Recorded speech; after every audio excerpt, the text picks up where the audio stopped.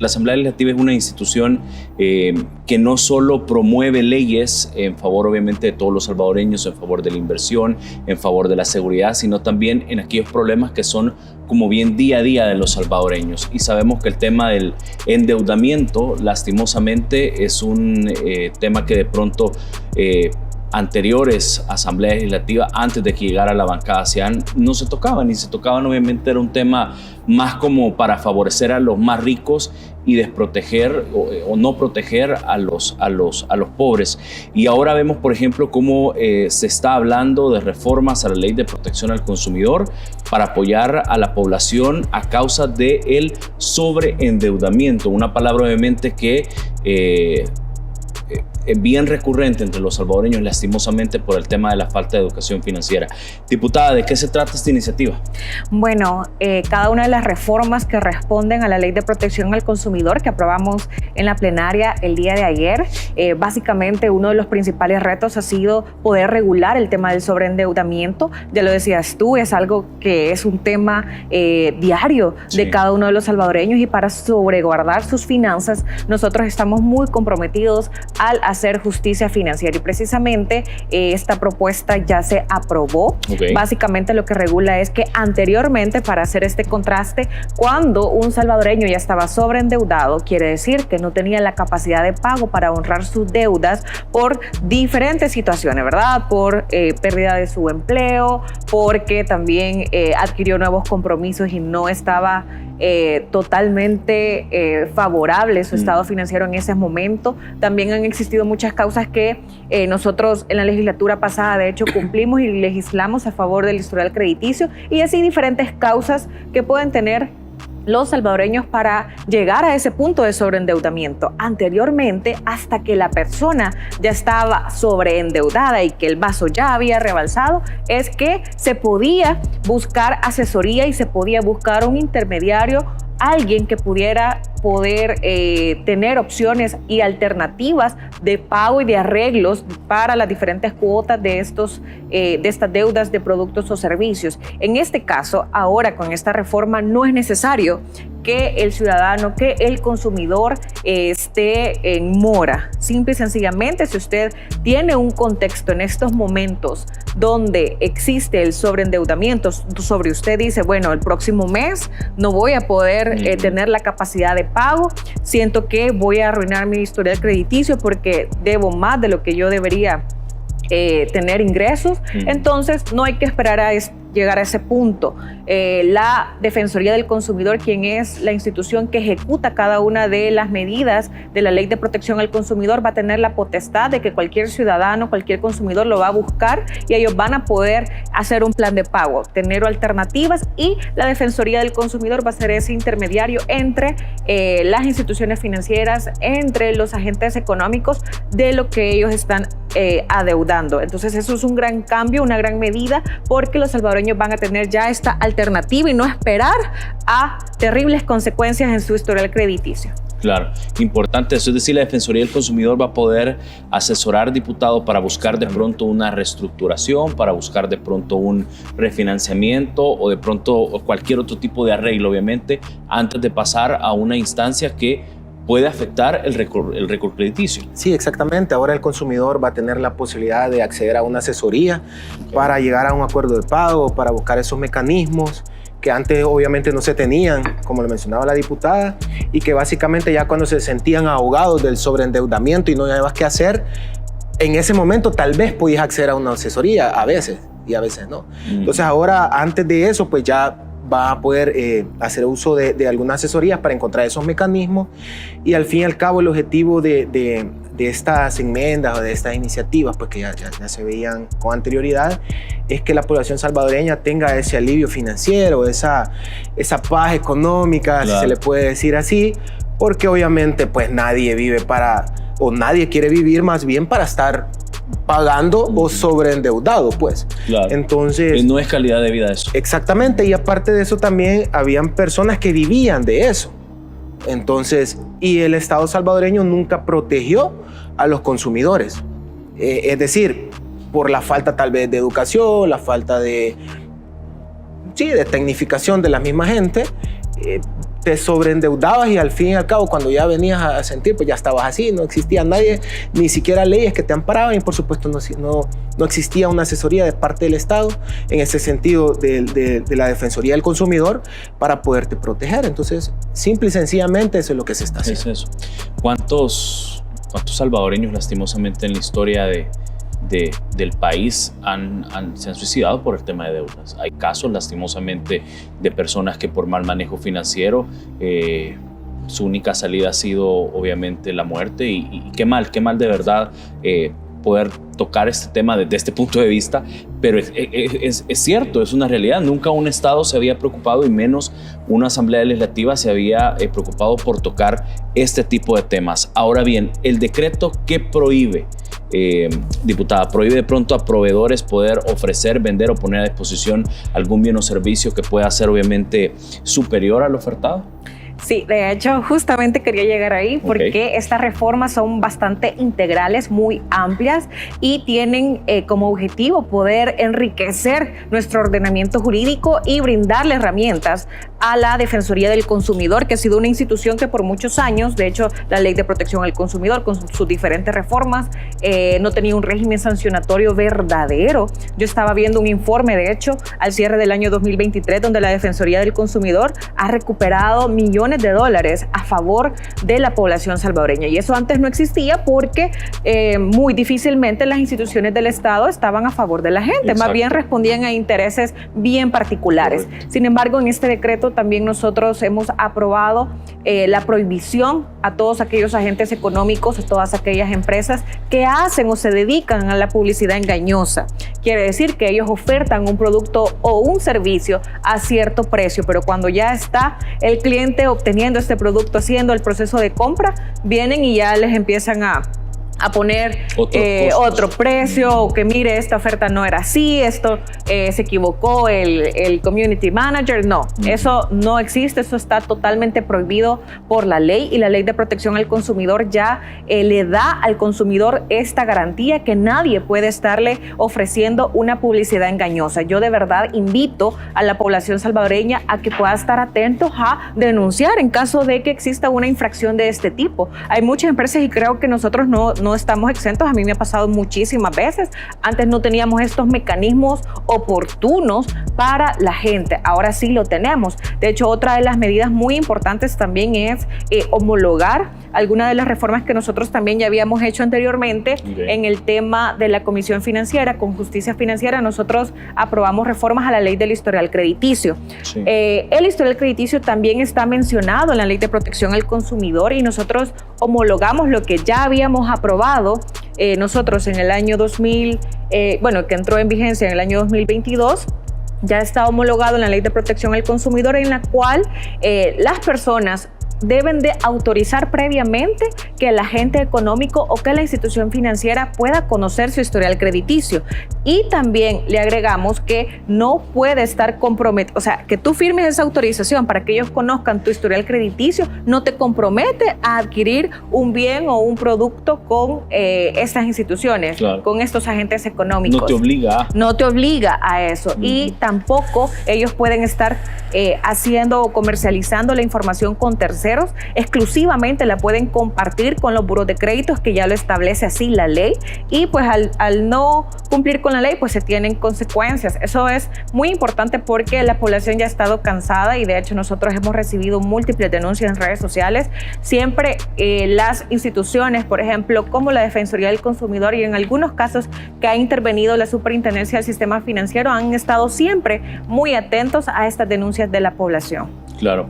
Con eso me quiero ir a la pausa, diputado. Es decir, a la Defensoría del Consumidor se le está dando, digamos, todas estas herramientas para que pueda actuar y proteger.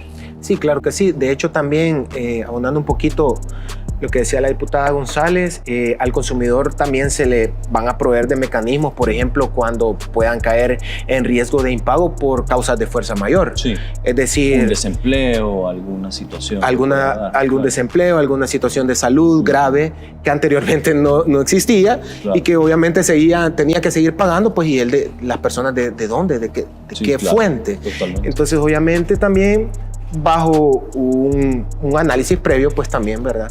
Se va a proteger ahora al consumidor y se ponen esos mecanismos que anteriormente no se tenía. Es decir, ahora el Estado salvadoreño, queremos remarcarlo bastante, tiene una institución como la Defensoría del Consumidor, que si bien es cierto, pues tiene marcos legales que van a respetar el debido proceso de ley para cualquier parte, ¿verdad? Pero que anteriormente creíamos de que no estaba del lado del consumidor, sino que pues, del lado de algunas instituciones o empresas privadas o incluso usureros, que creo que más adelante vamos a ver ese tema. Sí. Y ahora pues nosotros obviamente hemos escuchado a la población salvadoreña algunas necesidades que se tenían básicas en temas de economía. Claro, ¿no? Y la gente de hecho está súper contenta. Por eso es que también han dicho, presidente, le damos los diputados que sean necesarios para que en efecto puedan hacer todas estas reformas en favor del bolsillo de la gente. Hablemos de todas estas, este plan de justicia financiera, diputados, que ya obviamente ustedes han aprobado y que ha favorecido mucho a la población. ¿Qué recuento se puede hacer, diputada? Bueno, en la anterior legislatura nosotros hemos dejado un legado, nosotros lo hemos denominado justicia financiera, precisamente porque le hemos apostado a eso. Creo que la visión del presidente Nayib Bukele es oportunidades e igualdad para todos, sin importar la clase social, sexo, género, sin importar eso. Y gracias a eso nosotros aprobamos en el periodo anterior las reformas a la ley del historial crediticio.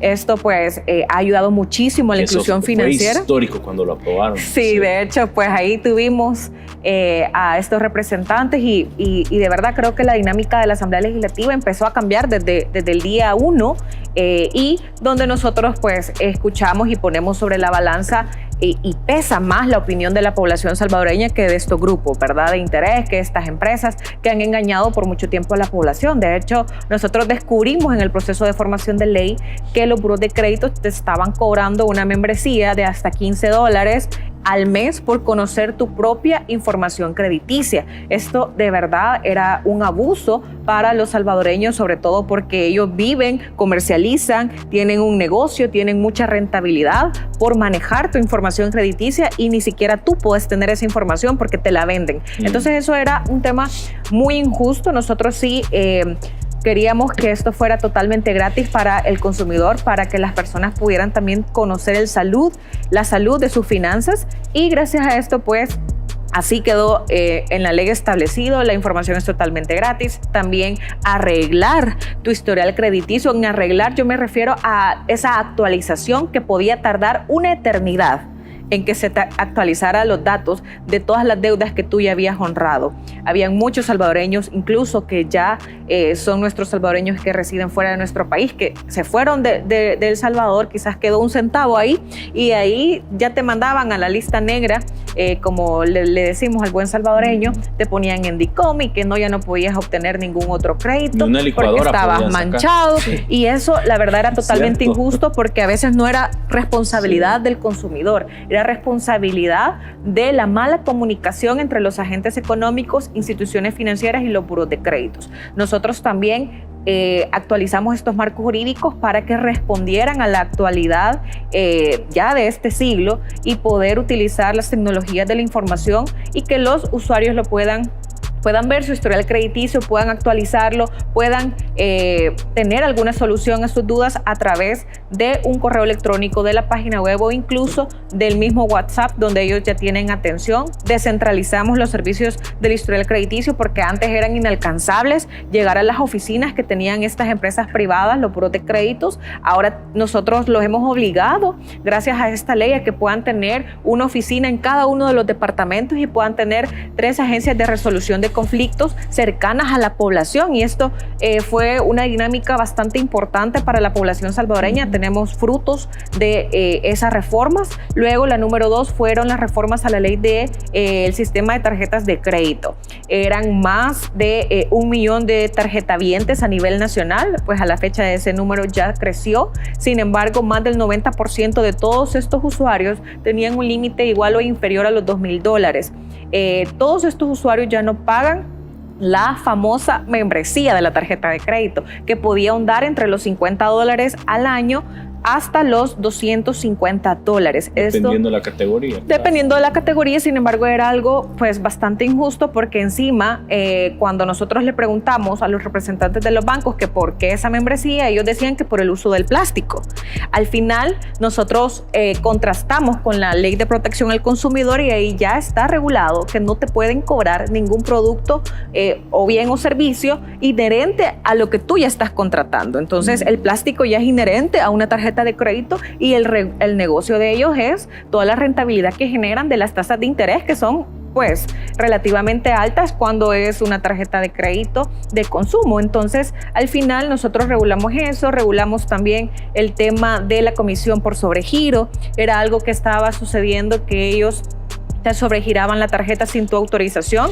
En el contrato no estipulaba el concepto de sobregiro y como por default te ponían ahí un montón de comisiones que tú no habías autorizado. Aparte, también nosotros prohibimos que te estén preautorizando tarjetas de crédito de la nada. Esto sucedía también porque antes los buros de créditos comercializaban tu información y sin que tú te dieras cuenta, X Banco ya sabía que tú eras buena paga. Venía esta institución financiera y decían, bueno, le vamos a mandar esta tarjeta de crédito a tu trabajo o a tu casa, incluso cómo ellos obtenían esa información y te decían, felicidades, usted tiene una tarjeta de crédito aprobada. Con límite de $60,000 y solo te decían firme aquí, por favor, y claro. ya, y tú nunca la habías solicitado. Entonces, es importante que ahora nosotros tengamos marcos jurídicos que responden y garanticen los derechos de los consumidores. Por supuesto. Diputado, hablemos de una de las reformas también que se aprobaron y fue allá por el 25 de julio de 2022 la reforma a la ley contra la usura. Tanto usurero que anduvo para arriba y para abajo en El Salvador, aprovechándose de la gente, tanta gente que perdió sus vehículos, sus propiedades, sus terrenos, sus casas sin mayor marco legal. Exactamente. ¿Qué tan importante es destacar esta noche las reformas a la ley contra la usura? Sí, fíjate que era bien delicado porque volvemos a lo mismo. El Estado salvadoreño en ese entonces nunca protegió al consumidor en el sentido de que, por ejemplo, los usureros hacían lo que querían. Exacto. Con la necesidad de la gente. Acabas de decirlo, algo bien importante. Por ejemplo, perdían hasta casas por cantidades risibles de $2,000, por ejemplo, $1,000 te pedían las escrituras de tu casa, por ejemplo. Aparte de eso, ellos colocaban intereses extremadamente exorbitantes que no estaba controlado. Entonces nosotros obviamente hicimos una reforma para que todo eso se controlara, ¿verdad? Y que haya una contraloría, o sea, una vigilancia permanente de parte de la Defensoría del Consumidor para que esto no siga existiendo.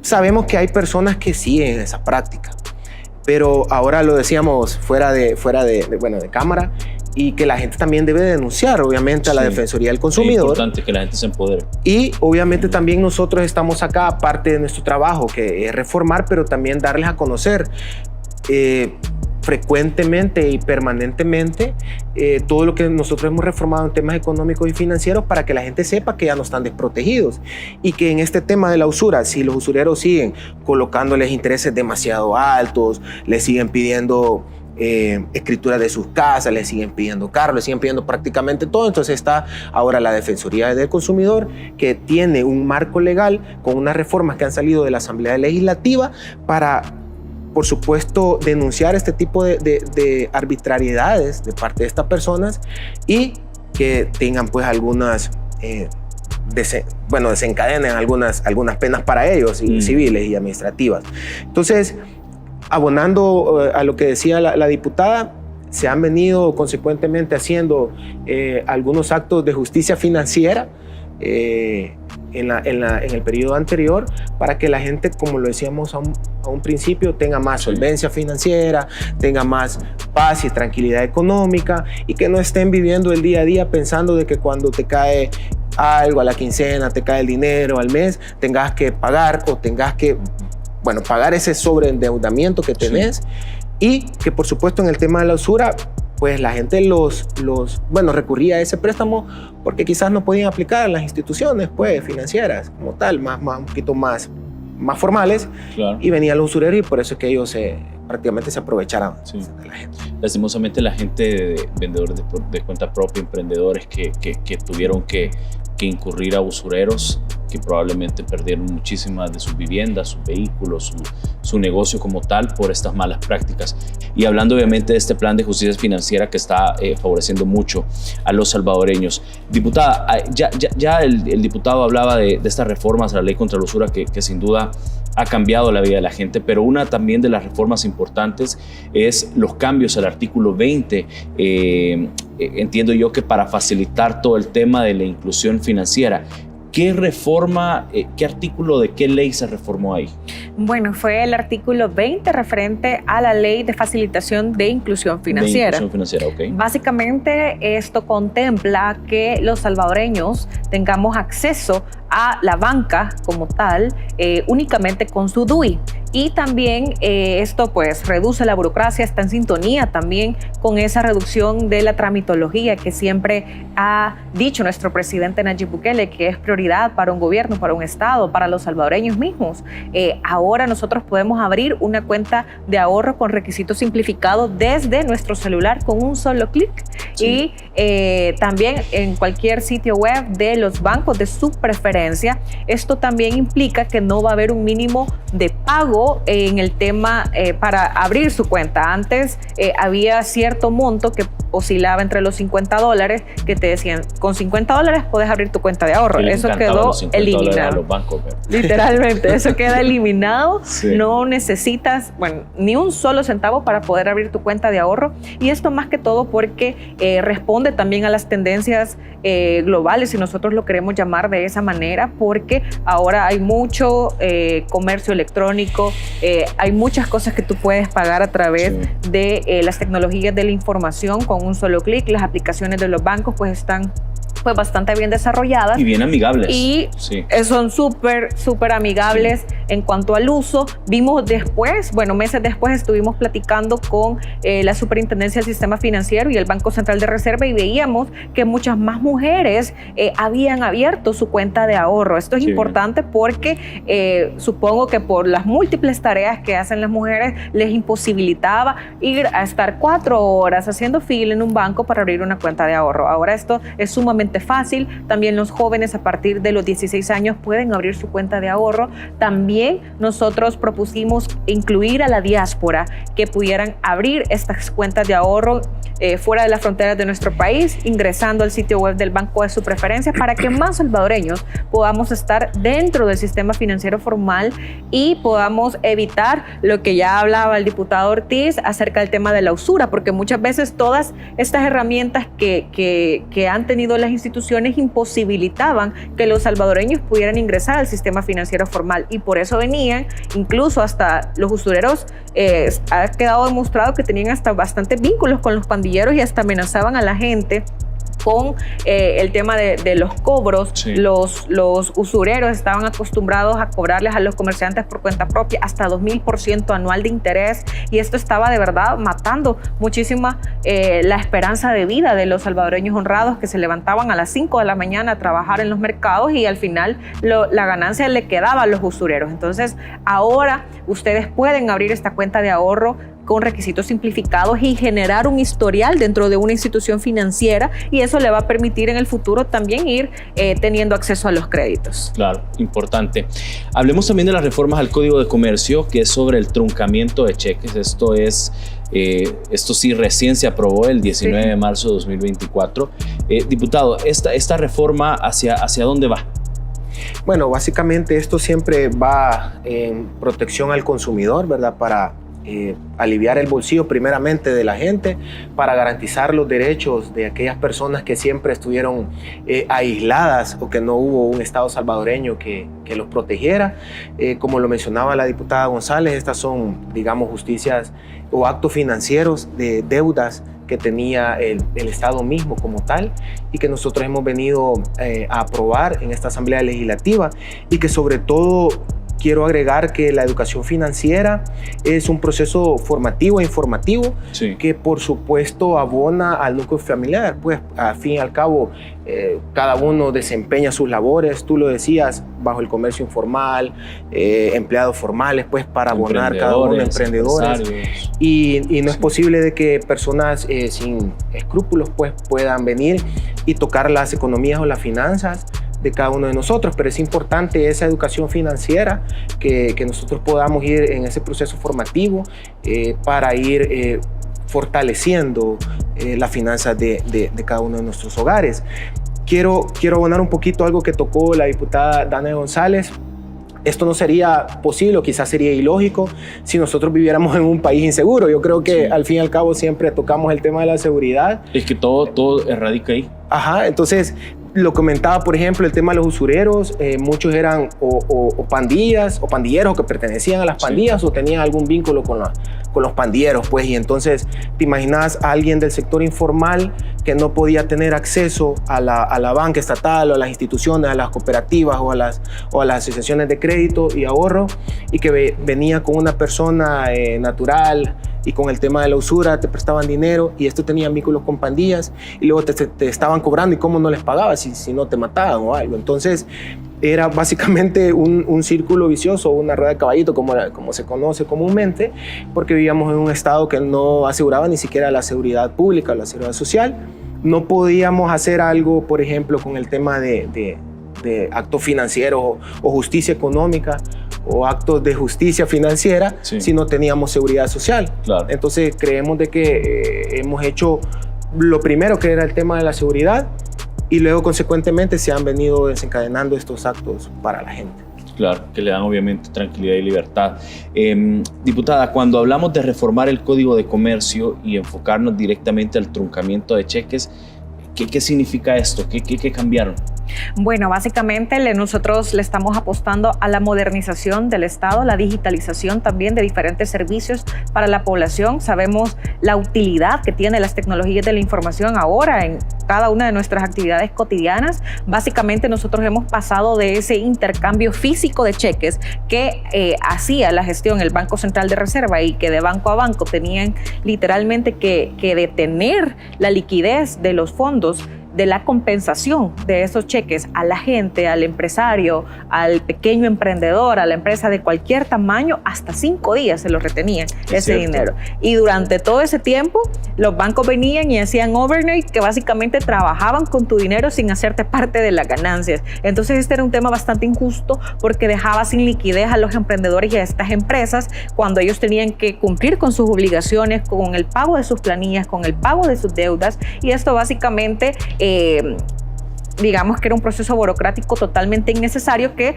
nosotros podíamos ajustar, hacer esta reforma al Código de Comercio para que ahora nosotros podamos hacer efectivo el dinero de nuestro cheque a través de la transferencia, y tomándole una foto con nuestro celular al cheque.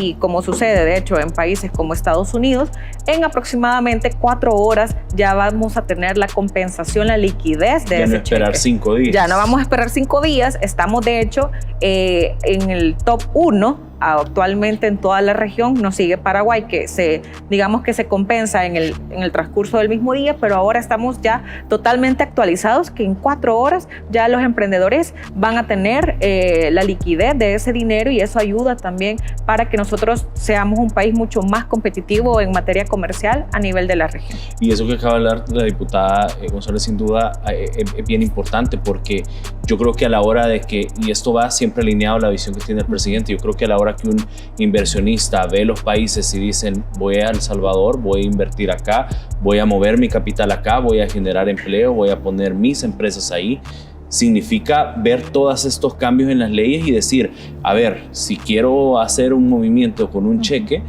para dinamizar mi negocio, dinamizar mis ganancias, pensando en un empresario, necesito que en el momento se cambie el cheque, necesito que sea mucho más ágil. Eso sin duda te genera mucha competitividad, diputado. Claro que sí. De hecho, anteriormente teníamos también los temas burocráticos, donde los inversionistas no podían abrir cuentas bancarias. Ya lo tocaste también con el tema de la inclusión financiera, en donde ahora los pasos básicamente son sencillos. Pero aparte de eso, también los inversionistas ven un clima favorable, confiable de inversión, no solo en el tema social, que ya lo hablamos, sino que también en el tema económico, en el tema financiero, en el tema fiscal y legal, y también en la seguridad política, pues porque todo está estable. Entonces todas esas condiciones, todos esos elementos abonan para que los inversionistas vean con buenos ojos nuestro país y colocar acá su capital, y que obviamente ese se dinamice y nos ayude a dinamizar la economía y por supuesto a desarrollarnos como país. Entonces nosotros creemos que de manera lógica se han realizado estos actos de justicia financiera. Estoy seguro que no van a ser los únicos, por supuesto, así como estamos apoyando otros temas como la seguridad, que lo tenemos que tocar siempre, vamos a seguir apoyando a otros temas importantes que sean, sí quiero dejar bien claro, que sean sumamente reales y realizables, que la población salvadoreña lo necesita, ¿verdad? Porque los políticos del pasado se terminaron, en los cuales básicamente venían y endulzaban los oídos de la gente y las cosas no eran ni realizables, no eran posibles, pues. O hacían leyes a medida de sus financistas. Y bueno, nosotros encontramos esas leyes, pues realmente. Y vos nos comentabas que habías tenido alguna, todos hemos tenido ese tema con tarjetas de crédito, con aperturas de cuentas. Los jóvenes tenían, prácticamente se les imposibilitaba abrir cuentas bancarias, los inversionistas, lo que estaba diciendo. Entonces hay muchos elementos que ahora el presidente lo ha dicho, estos 5 años va a ser para fortalecer, para rescatar la economía, si es que la ha habido en algún momento, la economía en el país, porque él mismo lo decía, creo que nunca hemos tenido una economía estable o fuerte en nuestro país, pero que vamos a trabajar en equipo para elevar esa economía, para rescatarlo, para resurgir. Claro. Yo siempre he tenido duda, y con eso me quiero ir a la pausa, con esta pregunta sumamente rápida, pero a la vez privada. De pronto, ¿nunca les tocaron las puertas a estas instituciones financieras a ustedes, digamos, para poder negociar algo? Pregunto esto porque, estamos hablando de poderes sumamente económicos. Bueno, de hecho, claro que sí. Nosotros tuvimos, digamos, esas solicitudes, esas peticiones por parte de la empresa privada, por parte de la Asociación Bancaria Salvadoreña, y de hecho nosotros lo que hicimos fue en ese momento hacer público ese tipo de situaciones, porque las personas y los salvadoreños nos han elegido a nosotros para legislar a favor de esas mayorías. ¿A qué le andaban buscando afuera de la asamblea? Ahí me mandaron un escrito de que nos reuniéramos en un hotel a almorzar.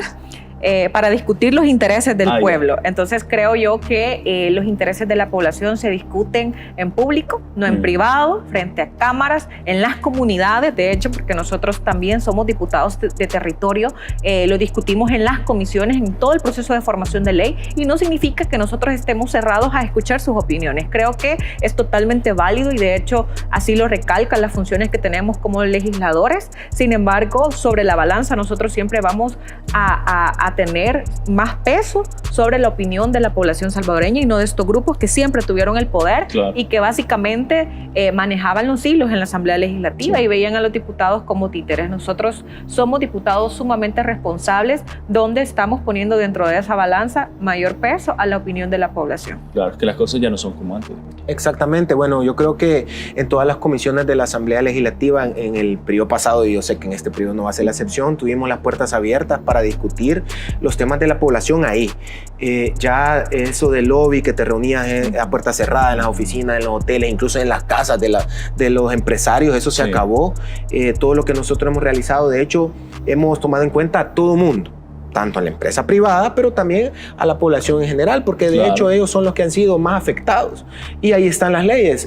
Yo creo que la gente pues está de acuerdo con lo que nosotros hemos realizado, porque han salido de ellos realmente las reformas, y ahí está. Entonces eso no pasó en el periodo pasado de estarse reuniendo. Sí, obviamente llegaron, respondiendo a tu pregunta puntualmente, llegaron algunas a tocar puertas, llegaron notas, mira, reunámonos, si algo podemos hacer. Nosotros estamos claros que respondemos a los intereses de la población salvadoreña, no de empresas privadas, y por supuesto tampoco de algunas personas que tienen intereses propios, claro, en empresas privadas, y eso obviamente lo vamos a seguir ejecutando en este nuevo periodo. Por eso les decía, era una pregunta. Le hicimos público nosotros. Bien, diputados, hablemos de todo lo que se ha aprobado, iniciativas obviamente que han ido en beneficio, por supuesto, de los salvadoreños a petición del Ejecutivo. Hemos visto cómo se han dado diferentes situaciones. durante el primer gobierno del presidente Nayib Bukele, el tema de la pandemia, el tema de la crisis por suministros a nivel internacional que hemos tenido, y el presidente siempre ha pensado, va un paso más adelante y siempre piensa en los salvadoreños, en ver cómo logra que los salvadoreños no paguen más, que los salvadoreños cuiden su bolsillo, y una de las iniciativas obviamente que se han aprobado, por ejemplo, para mencionar algunas, es calidad y cantidad exacta de los combustibles y gas propano, no abusos a la venta de combustible, ahorro de la economía familiar, el tema del abastecimiento, etcétera, etcétera. ¿Qué pueden esta noche, diputados, destacar en este tema? Puntualmente, comienzo con usted. Sí, bueno, básicamente cuando el presidente de la República toma el cargo como presidente, ya las necesidades se sabían. Lo que pasa es de que nunca nadie tuvo la voluntad de hacer nada. Él, de hecho, bueno, ya venía, todos sabemos, como alcalde, y no era nuevo ni en la política y por supuesto como ciudadano salvadoreño. Todos sabíamos qué es lo que necesitábamos. Sin embargo, él, por supuesto, sabemos de que entra a la presidencia y no tiene una asamblea legislativa, que es lo que nosotros estamos haciendo, sí, apoyándolo, haciendo equipo, que lo pudiera hacer en ese momento. Y por supuesto, cuando nosotros entramos, también como salvadoreños viviendo acá, sabemos las necesidades básicas que por años hemos pasado por la etapa de la juventud, sabemos qué es lo que el pueblo salvadoreño necesita. Y lo que tú acabas de mencionar son cosas básicas que en estos tiempos, por supuesto, es donde se necesita más: el tema de la inflación, el tema de la guerra, el tema de la pandemia, y que, por supuesto, bajo el liderazgo del presidente Nayib Bukele hemos salido adelante. ¿Por qué? ¿Te imaginas con otro presidente qué hubiera pasado en la pandemia? Lo hemos dicho todos, pues, obviamente. Con otro presidente, ¿qué soluciones hubiera puesto otro presidente que no hubiera sido el presidente Nayib Bukele en una etapa de guerras que tenemos? Que cualquiera podría decir, pero si no, las guerras no son acá. Pero en el tema de los combustibles, sabemos que nosotros no manejamos combustibles, no somos productores. Claro. No tenemos refinería. Exactamente. Entonces, dependemos de otros países, y en esos países recurrentemente hay guerras. Entonces, bajo esa realidad y bajo esa dinámica, se deben de formular estrategias de parte del Ejecutivo, de parte del Legislativo, apoyarse en conjunto para solventar esos problemas mundiales que, por supuesto, atacan a toda la población de todo el mundo, pues hasta de las potencias, no digamos de El Salvador. Entonces, pero si bien es cierto, por ejemplo, en la pandemia nosotros fuimos de los mejores que supimos atacar o salir de la pandemia. El tema de la vacuna, fuimos de los primeros, y eso no fue de repente por obra y gracia, sino que fueron por estrategias de anticipación marcadas por la visión del presidente Nayib Bukele. Y ahora, por supuesto, se necesitaban marcos legales, ¿verdad?, para seguir sosteniendo en el tiempo esas estrategias que el presidente propuso en su tiempo. Entonces, básicamente, sé que podemos extender un montón aquí de cosas, pero estamos hablando de temas económicos y financieros. Nosotros vamos a seguir sosteniendo bajo los marcos legales que se necesitan esas estrategias que el presidente de la República debe de ejecutar y que, por supuesto, necesita desde la Asamblea Legislativa para sostener o fundamentar, y que sean la base para que la población, al fin y al cabo, sea beneficiaria de eso. Y, por supuesto, para más cosas que se vengan, pues nosotros también vamos a dar esos pasos anticipados. Claro. Yo soy fiel creyente que los salvadoreños, si no se hubieran tomado estas medidas, diputada, que ustedes en su momento aprobaron a petición del presidente, creo que la vida en El Salvador fuera impagable, la vida en El Salvador fuera complicada. No digo que no lo está, porque el presidente ha dicho que es meta número uno mejorar el bolsillo de la gente, apostar por la economía, la inversión, la generación de empleos, pero yo me pongo a ver otros países como Honduras, me pongo a ver otros países en la región que se la están pasando súper mal. Solo en el tema de energía, por ejemplo, que era algo que venía diciendo yo en el bloque pasado, hay racionamiento. Estamos viendo cómo la gente tiene solamente por horas energía. Aquí, gracias a Dios, los salvadoreños estamos 24/7 con energía permanente y renovable. ¿Qué iniciativas se han tomado desde el Legislativo a petición del Ejecutivo para aliviar el bolsillo de los salvadoreños, o al menos frenar que la situación empeore? Bueno, quiero mencionar dos precisas que han aliviado el bolsillo de los salvadoreños. Sin embargo, antes de eso, yo quiero mencionar que tanto el Fondo Monetario Internacional, la CEPAL y el Banco Mundial han hecho una alta proyección de crecimiento económico en nuestro país para este año 2024, arriba del 3% en algunos casos. El promedio se mantiene crecimiento del 3%, muy atinado también a los datos que brindaba el Banco Central de Reserva, que iban a dar el crecimiento económico entre 3 a 3.5%, y eso es sumamente positivo porque ahora nosotros que ya estamos alcanzando el milagro salvadoreño en materia de seguridad, más de 631 días sin homicidios, y aparte de eso que el presidente ha marcado que en este quinquenio la agenda estratégica y la prioridad va a ser la economía de los salvadoreños, pues estos datos son bastante alentadores y le vamos a seguir apostando aún mucho más. Sin embargo, a petición del Ejecutivo, nosotros desde la Asamblea Legislativa hemos establecido esas tarifas de la energía eléctrica, beneficiando a más del 90% de la población salvadoreña. Esto para que no sientan este impacto, y si nos fijamos es a la mayoría de la población, por impactos económicos que están ya trascendiendo fuera de las fronteras de nuestro país, verdaderamente, sí, gracias al buen trabajo que el presidente ha hecho junto con las instituciones del Estado. Pues ahora nosotros podemos decir que tenemos la capacidad para el establecimiento de este tipo de tarifas. Por otro lado, bueno, eso va a llegar hasta el 14 de julio del año 2024, sin embargo, la Asamblea Legislativa es un organismo que está a favor de los salvadoreños, y no tengan duda que vamos a estar ahí en caso de ser necesario. Por otro lado, también nosotros recientemente hemos aprobado una disposición transitoria, una ley especial transitoria para el establecimiento también del subsidio en el tema del gas licuado. Esto va a tener una vigencia hasta el 31 de mayo de 2025, lo cual es sumamente importante también para la gran mayoría de familias salvadoreños que puedan tener, exactamente, que puedan tener pues este subsidio, y esto pues parte de todo el buen trabajo que ha venido haciendo el presidente Nayib Bukele, y que hoy su principal apuesta es en materia económica. De verdad, yo estoy segura que así como él ha trabajado en materia de seguridad y tenemos ya hoy por hoy grandes logros, asimismo nosotros lo vamos a hacer en materia económica, y ahí tenemos que incluso instituciones internacionales están respaldando todo el quehacer de El Salvador en materia económica. Por supuesto. Se me acaba el tiempo, pero diputados, quiero darles los últimos minutos el mensaje de los salvadoreños, sobre todo para que tengan obviamente ese compromiso de aprobar todo lo que sea en beneficio de la gente de la Asamblea Legislativa. Sí, bueno, el mismo presidente lo decía, ¿verdad? Que tengan confianza en todo lo que se hace. Obviamente, como lo decía a un principio, nosotros sabemos las necesidades básicas que son prioritarias para el pueblo salvadoreño, y también los resultados están ahí, pues todo lo que hemos realizado, todo lo que se viene haciendo. Los ejemplos están, la diputada González lo ha mencionado, podemos mencionar otro tipo de cosas, por ejemplo, el tema de la importación de los productos básicos. La gente siente un tema de un poco la inflación acá, pero como tú lo decías, si vemos otros países centroamericanos es sumamente peor. Caótico. Eso es a nivel mundial, entonces nosotros hemos tomado algunos mecanismos para que eso no se sienta mucho. El tema de la energía eléctrica, por ejemplo, también. Sí. Si nosotros no hubiéramos aprobado esos decretos, los precios estuvieran por las nubes. Entonces, básicamente se han estabilizado, y no es que de la noche a la mañana podamos tomar también esas decisiones y que de repente, pues, ¿y a dónde vamos a pagar lo otro? Sino que lo que decíamos anteriormente, consecuentemente con algunas estrategias que el presidente ha adoptado, se ha anticipado para que nosotros ahora podamos, en temas económicos, poder solventar un poco del tema de la inflación y poco a poco el bolsillo de los salvadoreños en diferentes temas. Claro, por supuesto.